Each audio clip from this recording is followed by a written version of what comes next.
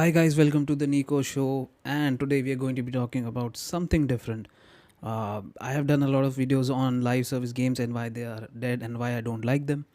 Today I thought, why not revisit some of the older games and just stray away from these new releases and just go back in time and play some games that I missed out on, and also replay the games which I have loved in my past. So I played some of the games throughout the month. Max Payne 3, replayed that again, replayed Dead Space 1 and 2, and even 3. And by 1, I mean the remake, and 2 and 3 were again Xbox enhanced. So I played those games, loved them. Played Gears of War 1, 2, and 3, which I didn't get a chance to because I used to have a PlayStation 3 back in the day, so I never got a chance to play Gears of War. Amazing games 1, 2, and 3. I thought they were. I wasn't playing them before because I thought the game looked old and graphics looked dated to me. But when I played it, amazing. So that is what I wanted to talk about today. Is that old games? Uh, they're just not nostalgic. They we might get nostalgic about it when we talk about it, but that is not the reason why most of the people love the games, old games. At least in my opinion. My opinion is that older games are actually good. They are genuinely amazing. Now, this might be something which is, I don't know, hot take, or some people might say, no, I think you're getting old, or you're just coping or something. But I personally feel that old games certainly have this unique charm, and I know this is something which has been talked about a lot. That yeah, old games are unique. So what? But new games look better. Now I do know that they look better, but the thing is that old games tried many things. They took risks, right? Every game had a theme. Every game had this cohesiveness to it. It had a charm to it. It had passion behind it. It had a vision behind it. And even the limitations that were presented to the developers during those times, they used it intelligently to just have a theme around that game. Like, for example, Silent Hill comes to mind. Like, look at that game. The fog is actually a result of the limitation of the engine. So there is a meme that Tony Stark's father, Howard Stark, is standing in front of his creation, and there's a meme which says, "I am limited by the technology of my time." So I think that is the case with the games as well of the past. That at that point in time, like even look at San Andreas, right? They were limited by the technology of their time. So what they did is that they used the problem smartly and gave us a very vivid world to experience.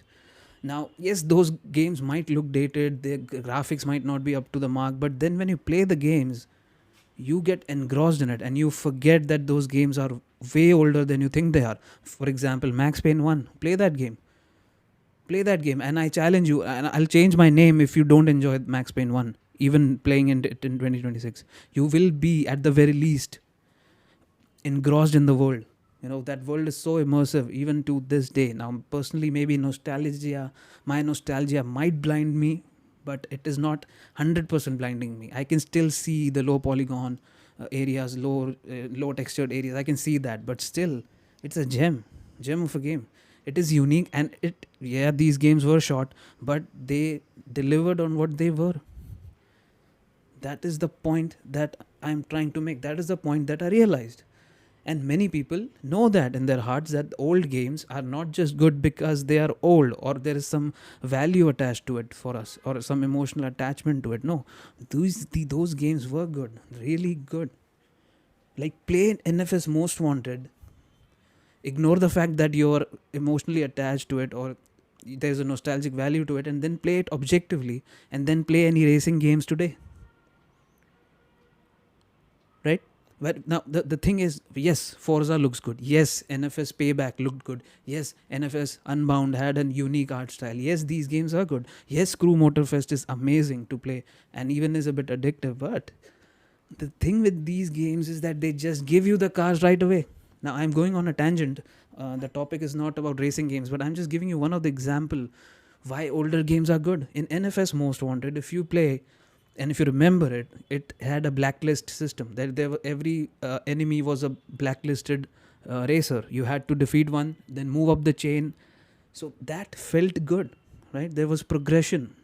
There was a reason. There was this the urge to just defeat that racer, take his car, use a pink slip to get his car, and then parade that car around Rockport City and just that had that feeling. But the new racing games, they just give you every car. Like it's like giving you, like, just imagine you start off in life and the first thing you get is a Lamborghini. Yes, you will enjoy it for 1 week, for 1 month, but then what's the point? And then when you look back, all the other cars are very mediumish. Then they don't feel that good. The feeling of achievement, do you remember that EA's debacle, that we want to give players pride and accomplishment, we want to give that feeling, when they had that loot box controversy. So that is the real pride and accomplishment, when you earn your progress, when you see that, okay, these are the tools to get that done, and then you're immersed in this world. Even Most Wanted is, and Need for Speed Most Wanted is more immersive than any live service game on the market. Yes, though that is a very like illogical comparison to make, but I'm just giving you a point, right? I'm just making a point that old games are not just nostalgic, they delivered on something that is not present in today's gaming landscape. Yes, we must learn from history. Yes, we must learn from our past experiences. But what these gaming companies are doing is that they're just looking at the bottom line. Okay, this IP made money, this IP didn't make money. Now look at EA. Dead Space 1 remake did not make that much money as they expected, so it is put on ice. The series is put on ice. Why? Because it didn't make enough money for you? But what about the people that loved the game? What about the sales value that exists? No. Then they are comparing that to live service games. So if they can compare, I will also compare my games with any game I want, right? So you see, they are just doing it for the bottom line. And that is the reason why we have all these new games which feel like soulless, very corporate, and very curated experiences. Now I am all for curated experiences because I love story related games, and I love those kind of games which are on rails, sort of, not completely on rails, but you get the point, like Uncharted kind of games which are linear, and if they have a good story, I don't mind that, actually. But the thing is, this is not curation what they're doing. They're just thinning it out, they're just dumbing it down, if that makes sense. Because when you look back, games had mature themes, and they were delivered with a certain amount of trust that yes, gamers have a head, they have a brain, they have their own emotional values, they will make sense of it. But now these companies just don't trust you, they just spoon feed you, they deliver emotions to you. That's not how it works. You deliver us a story, you deliver us a product, we will generate our own emotions. That is how it works. But the thing is, now they are very curated. They want a certain kind of a message that they want to deliver, which I won't talk much about, all the agendas which are going around.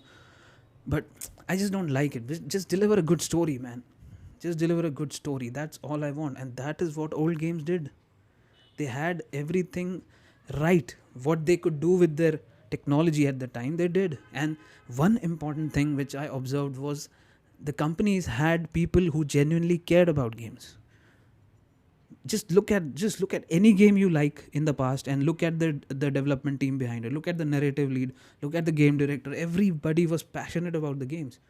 And see, I'm not saying everybody needs to be a gamer who's in gaming, but come on, games are a result of a passion, right? They are result of passion. Gaming is art, right? Just like movies. Now yes, not everybody in movie business likes movies, but I mean, it is common sense, like you have to love some part of it if you are in that industry. But now game industry is full of people who just want to make money, that's it.